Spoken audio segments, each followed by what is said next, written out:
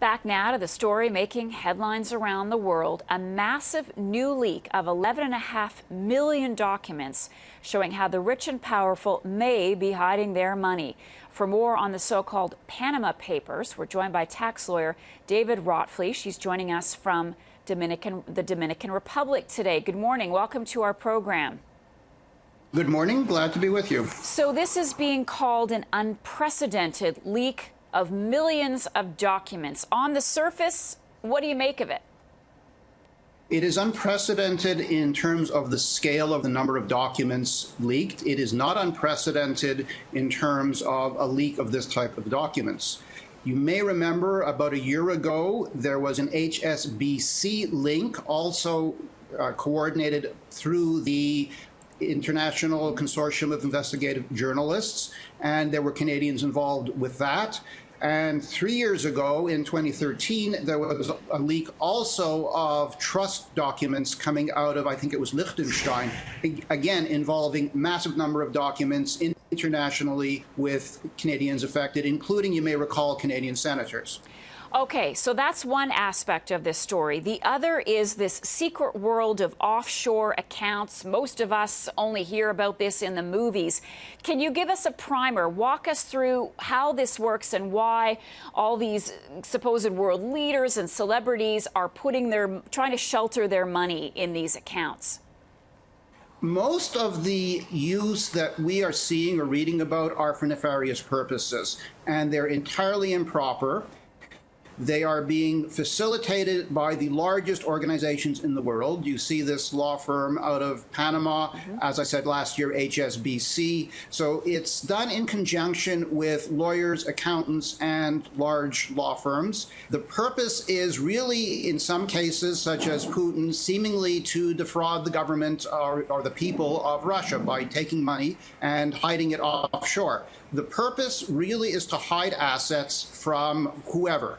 At a more local level, it's to avoid Canadian taxes. That's why a lot of Canadian, non-high-profile Canadians will set up this type of structure. And it involves using offshore corporations. It may involve using offshore trusts as well, and certainly offshore bank accounts and offshore investment accounts. So you call it improper, but is it illegal?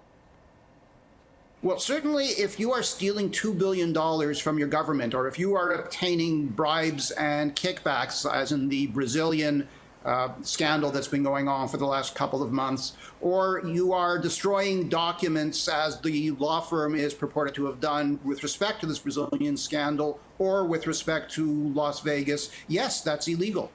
And certainly not declaring assets and not declaring offshore income, offshore assets and offshore income, for Canadians is also illegal.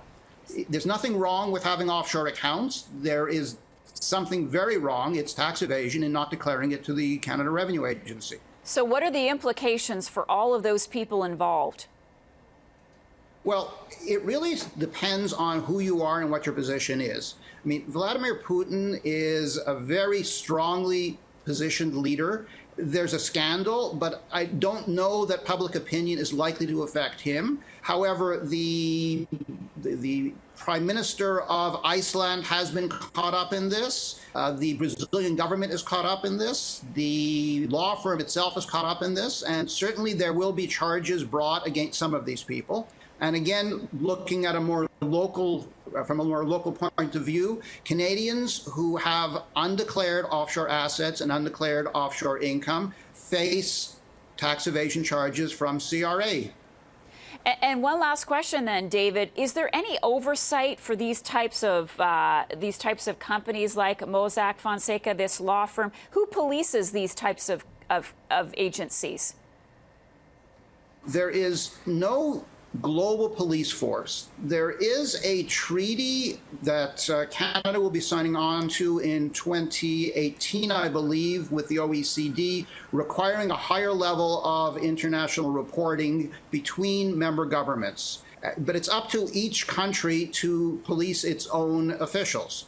So the CRA will be going after Canadians. The IRS will be going after Americans. The various tax authorities will be going after tax evaders. In terms of government corruption, it's up to each individual government to have anti-corruption mechanisms in place, and then to bring charges and prosecute and potentially jail time, and also to try to go after this money. I mean, if there's $2 billion belonging to Russia that's been secreted, the Russian government has to try to get that back. David Rothfleisch, thanks so much for your analysis and your time on this today. We do appreciate it. My pleasure. Good to be with you.